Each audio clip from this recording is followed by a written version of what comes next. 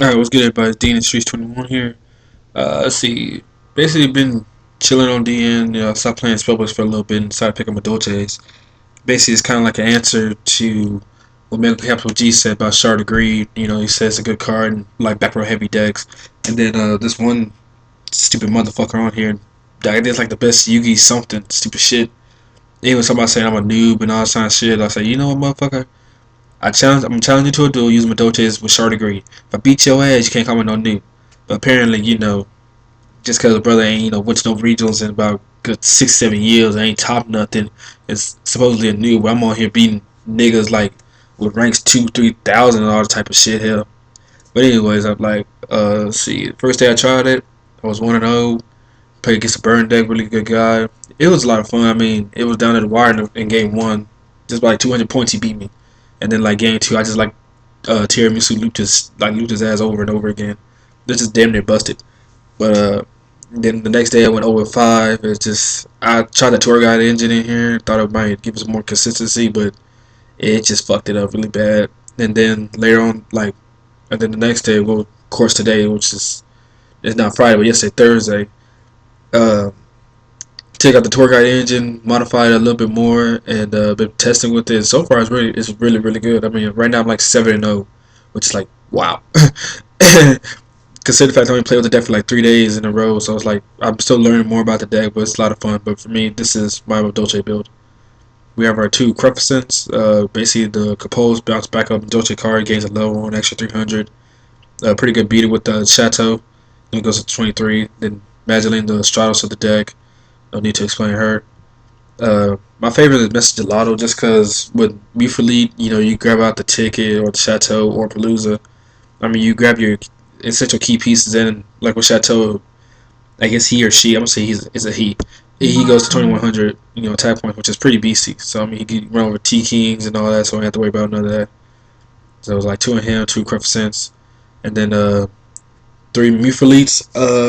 Basically like the Marauder captain of the deck. Drop her. Get the main combos like her and Mr. Gelato.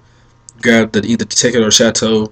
Like usually my first turn move would be like, if I have these two in hand, will be drop him or drop her, drop this motherfucker, get the ticket, activate ticket, set up with back rows and say go. And they'll probably run to the Mufalite lead that I just plus off with the ticket and add like a Magdalene to my hand. So that helps with the consistency a little bit, or Cruficent.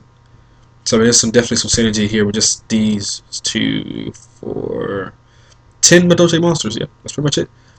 And then our two Max C's just because with the two tracks, I mean the combo is just too good, and you do so if you can, you draw to like Magdalene's and all that, and then it works with the Madolche Palooza, which lets you drop them off from your hand if you have them. Which, like I said, comes with Max C. The punch track goes off, and you put like a stop to that out, and then you flip up Palooza. You basically go for game or ultimate offering. I actually like OTK like too many people with this damn card. It's just too busted. And then the Sangan just for the added consistency because you can search out all the Madolche except for Message Gelato and Maxine's, and then the two trash like I come with Maxi, mess around with levels and all that. And also a great beater. Then we have our spells like one Dark Hole, two Chateaus, and two tickets. Honestly, two Chateaus and two tickets just works for me better just because three of each clogs, and I need to add more protection to protect the Shard of Greed. And so far it's been working out. And with Tiramisu, you can always bounce it back to the deck, and then have like the ticket out, and get it out Message Gelato if you have like a Cruficent on the field, which I'll do sometimes. I actually leave Cruficent out on the field just so I can plus off a Message Gelato, have at the Chateau or the ticket. I mean, there's just ways to reuse these cards. It's just fucking broken, I think. There are two MSTs, no heavy just because we do run a lot of back row, and we do run a lot of protection, so that makes sense. And like when we do need mystical, it's mainly to pick out those cards that are kind of getting in the way of our key pluses, or I mean our key plays. The macro and the defense or skill drain, like I just played a while ago. There are for 2 power duality for consistency, adding those key pieces, search out that Magdalene, getting her, that's our +1, always good move in the deck. Now T-Shard Greens. Honestly, I put this card in here just to prove a point that in back row heavy decks like Madolche's, or I wouldn't say in glass, I mean it depends on like the build and all that, but I just think Shard Green is really good. And every time I use Shard Greed, I've always resolved it. Like, a lot of people don't MST Shard Greed for some reason. I guess because they're thinking, like, well, If it resolves and he gets his play and he gets whatever he wants, you know what I'm saying? They got answers for it. True, but the fact is, I do play a lot of protection. So I mean, if I was to ever drop like Madeline or Messi Gelato or like make a big push, I got my bribes and my 2 roads to back me up. So I'm just having, I'm just giving like some extra drop power, more consistency. And there are traps are 2 bottomless, staple. I guess in here because like I said, you do run a heavy back row and most of your monsters are pretty weak without the Chateau on board. Dark Briar is basically just the OP card of the day. Protects all your stuff. Like you want to make your big pushes. Briar puts in the work. The chains. Yeah, there's nothing else to be said about chains. Run more effect value, obviously. Palooza just wanted here just because you don't always get the ideal hand. I mean, you only run 10 Madolche monsters, so I mean, yeah, like I said before, just one is good. I mean, it's basically like another ultimate offering. If you don't draw ultimate offering, you can always get Palooza with Message Gelato, having a Mufalito or Crossing on the field. So I mean, it's always good to have a little play set up. And there are 2 Mirror Forests. Using these over D Prison just because D Prison is a 1-for-1. And I'm not too much big on 1-for-1s, just like with Bombers, it can be a 1-for-1 also, but if they do like Rabbit and the Saber Swords, you guys be like a 2-for-1. So, I mean, more bang for the buck. And there are 2 warnings. No judgment just because I pay a lot of life points with, warnings and ultimate offerings. So, I mean, that can get a little costly. I've actually gone down to like 800 life points. It's not that great. And there are 2 Starlight Rose once again for the add protection. Coming with bribes and all that. I mean, you got protection on board. I mean, you're kind of safe to do your own plays. If you don't, then you kind of have to back up a little bit to use draw one of these key PC cards. And our side deck is it's a little different, but this is kind of like what I've put together so far, and so far it's really worked. I got the Doom Cows in here just because it's still a first turn great monster to have on board. Still, bait out those hand traps like effect baiters and all that. Like you just summon Doom Cow and like, oh, Veiler. Okay, well that's cool. Then that means that if I had like a Madeline or a Corruption in here, I can still start using her effects and not worry about the Veiler. Other than that, I mean, it's pretty good. I actually like it a lot. Don't see a side effect Veilers, just in case for that extra, negating power, wind-ups and all that kind of stuff. Thunder Kings, I haven't really had a chance to use this, but it's like certain matchups, either Thunder King or Doom Cow.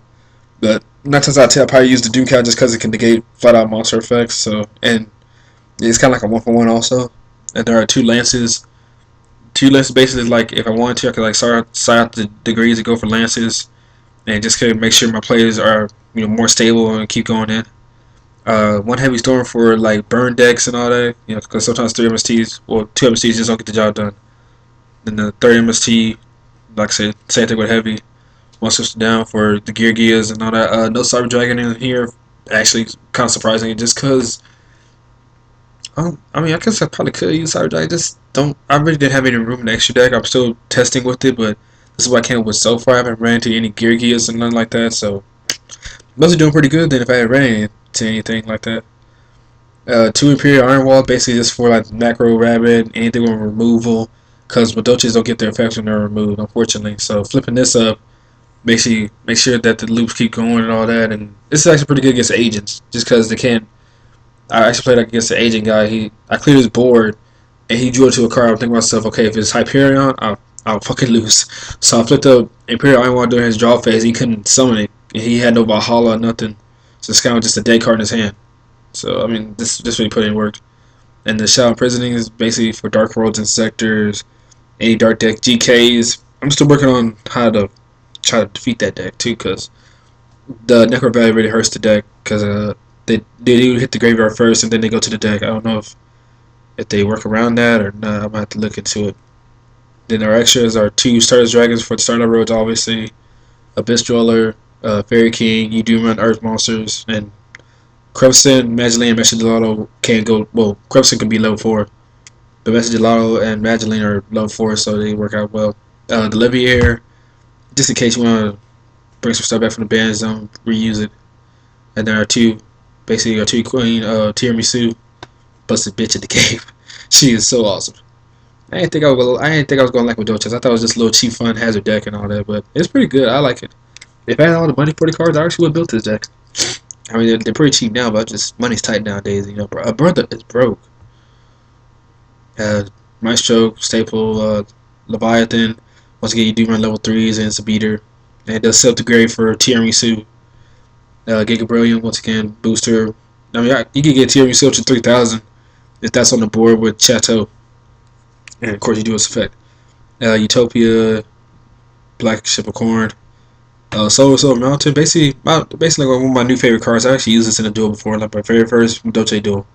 It really put in a lot of work. I mean, it just helped me out. So I was like 200 points shy of beating the guy with the burn deck just because of this card. It just puts in a lot of work. Then Tip Tempo for obvious reasons, and then Zen Mace to round it all up in the threes. Okay, so this is my Madolche deck. I mean, I'm sorry I kind of rushed through it, but I'm trying to get some duels up also. I can't promise you that because, you know, my hyper is acting a little crazy, you know, because of lack of space and all that, but I'm going to go ahead and clear all that out, you know, get y'all some more duels up on YouTube and all that. But yeah, the Street 21, Dolce, y'all. Signing out. Peace.